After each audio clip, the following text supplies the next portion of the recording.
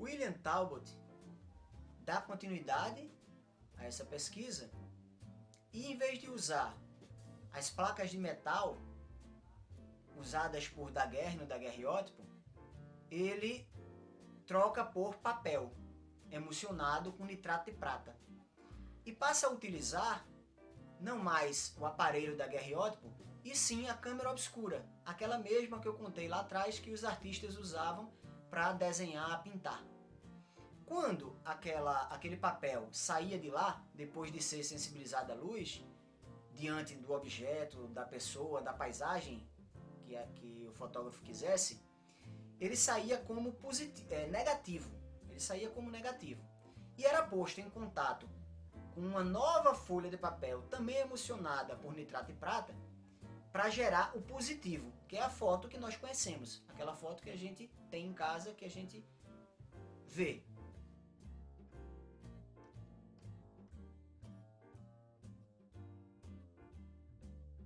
No negativo, tudo que é claro, na foto aparece escuro. E tudo que é escuro, na foto aparece claro. Por isso que é negativo, porque ele é o contrário. Quando a gente gera o positivo, a gente passa a ter uma imagem que representa exatamente aquilo que a gente estava vendo diante da câmera. Esse processo do Talbot recebeu o nome de calótipo. Mesmo ele tendo possibilitado essa facilidade de gerar cópias, ele não caiu nas graças do povo, né, da população, porque ele não tinha a mesma nitidez que o daguerreótipo tinha. As pessoas já estavam acostumadas com uma qualidade de imagem, com a nitidez da imagem do daguerreótipo.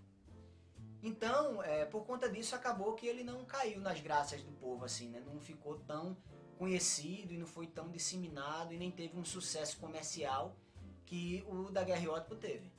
Um outro personagem, o André Desdery, criou uma forma bem interessante para que várias imagens fossem feitas ao mesmo tempo em uma única folha. Então ele criou uma câmera com várias lentes e o resultado que saía dali, a chapa que saía de lá, saía com várias fotos iguais ao mesmo tempo.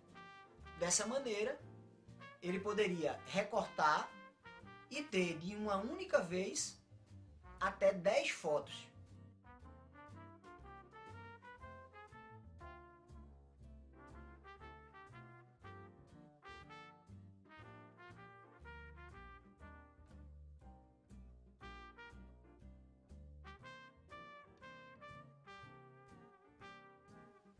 E isso ele denominou de carte de visite ou cartão de visita em português e virou sucesso. Foi tanto sucesso comercial, isso vendeu tanto, porque as pessoas queriam ter para dar de presente.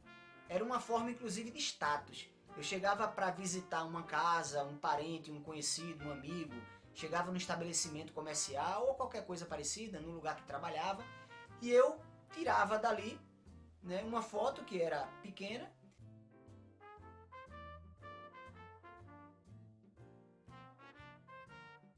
e dava, né, de presente, enfim, com a minha própria imagem, o meu próprio retrato.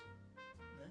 Era uma maneira de eu estar ali me apresentando e me utilizando, né, de uma tecnologia muito recente, que era a fotografia, que encantava todo mundo.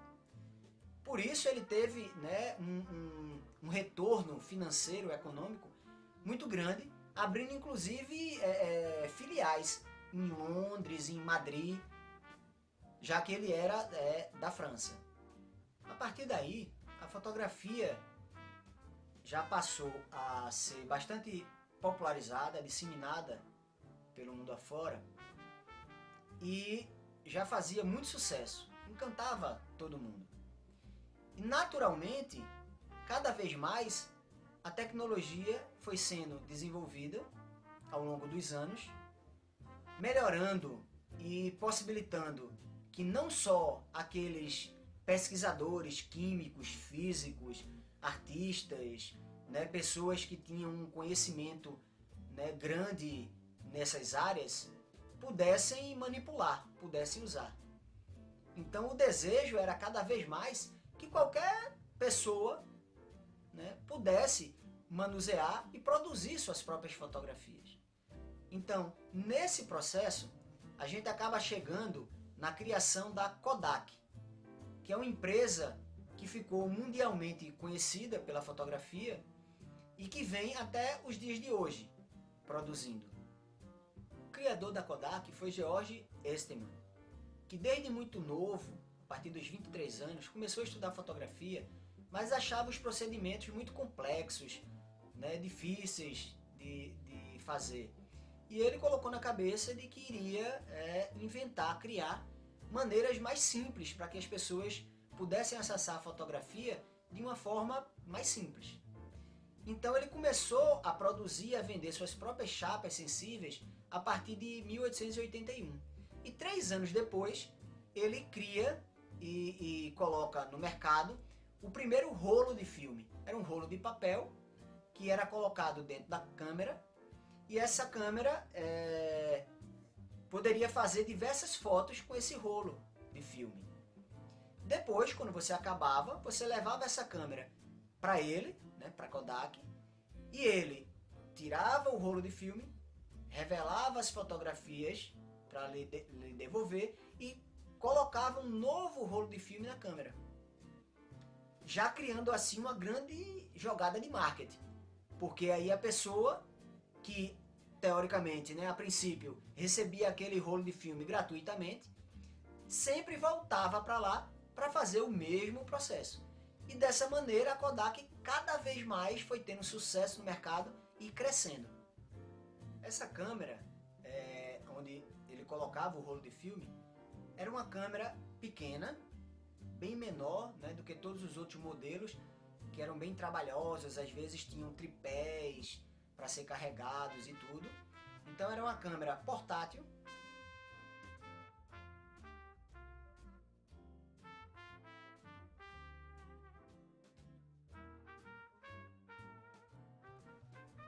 totalmente automática, e inclusive ele criou um slogan de muito sucesso, que dizia assim: você aperta o botão e nós fazemos o resto.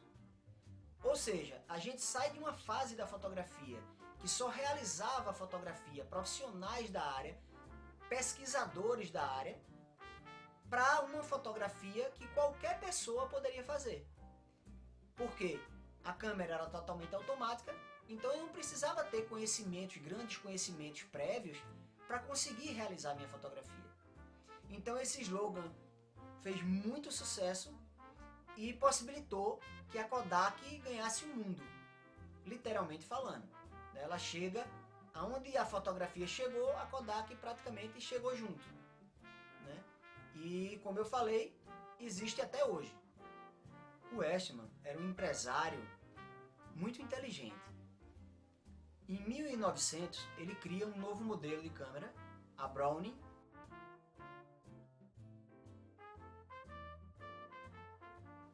inspirada no nome de um livro infantil muito famoso na época, exatamente para agregar mais público ao seu mercado, né? Aproximando a fotografia do público infantil. Então a câmera custava apenas $1 e os filmes, o rolo de filme, 15 centavos de dólar. Então isso facilitava o acesso para boa parte da população, né? E continuava naquele sistema totalmente automático. Então até uma criança, que ele trouxe para perto, inclusive nas suas propagandas, né, que a gente vai ver na imagem,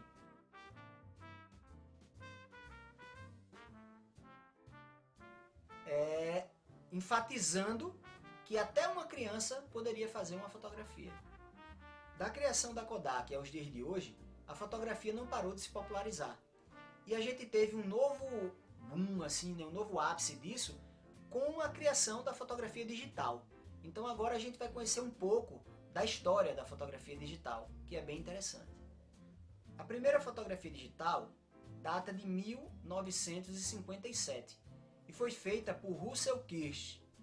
Ele pegou uma foto do seu filho criou um scanner, que a gente conhece hoje por scanner, e escaneou essa fotografia do filho dele, obtendo a primeira imagem digital da história.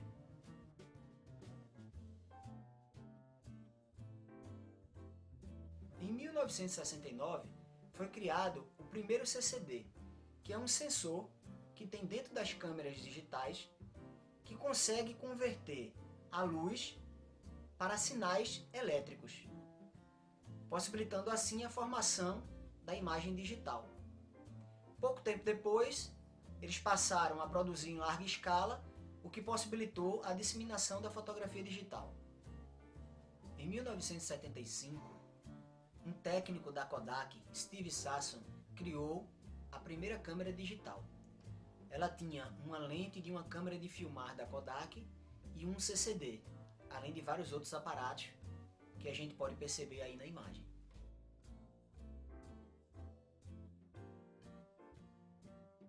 No ano seguinte, Bruce Baer criou o Color Filter, padrão Baer.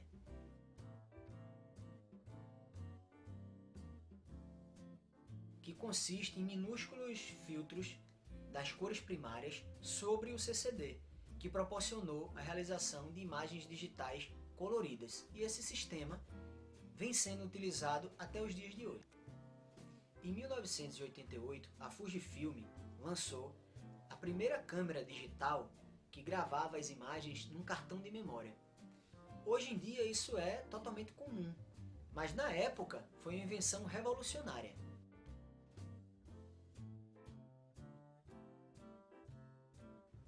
Após a criação da câmera Fuji, que gravava as fotografias no cartão de memória, o avanço da tecnologia da fotografia digital não parou mais. A cada ano uma nova invenção, a cada ano um novo modelo de câmera.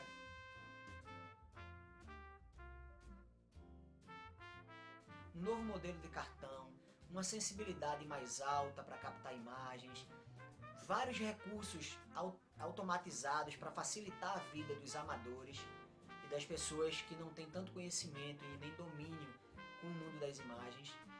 E cada vez mais a fotografia se populariza, até o momento que as câmeras digitais foram introduzidas nos celulares. Nesse momento, mesmo que a pessoa não tenha uma câmera propriamente dita, mas passa a transportar uma câmera no bolso por ela estar inserida no celular. E dessa maneira a fotografia digital chegou no seu ápice da popularização.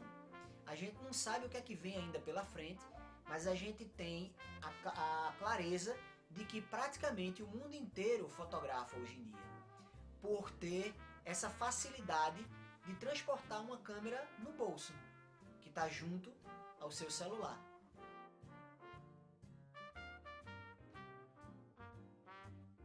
Como disse Laszlo Moholy-Nagy, que morreu em 1946, o analfabeto do futuro não seria aquela pessoa que não soubesse ler palavras, e sim aquela pessoa que não soubesse ler e fazer imagens, fotografias. É bem interessante, né?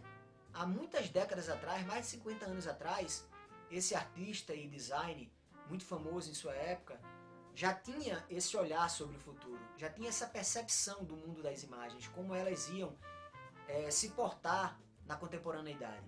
Então é bem importante que a gente tente estudar o mínimo possível sobre a imagem, sobre a fotografia, para que a gente não seja simplesmente conduzido pelos outros, para que a gente possa entender melhor esse mundo contemporâneo que a gente vive, que é sem dúvida o mundo das imagens. Encerramos assim a nossa aula sobre a história da fotografia. Começamos lá nas inscrições rupestres e no desejo dos seres humanos em perpetuar sua existência, sua imagem, e caminhamos até a fotografia digital inserida nos celulares. Um lindo caminho, desenvolvido aí pela fotografia, que literalmente mudou o mundo, do seu surgimento até os dias atuais. Espero que tenha conseguido contribuir de alguma maneira para elucidar sobre esse tema que tanto amo. Muito grato.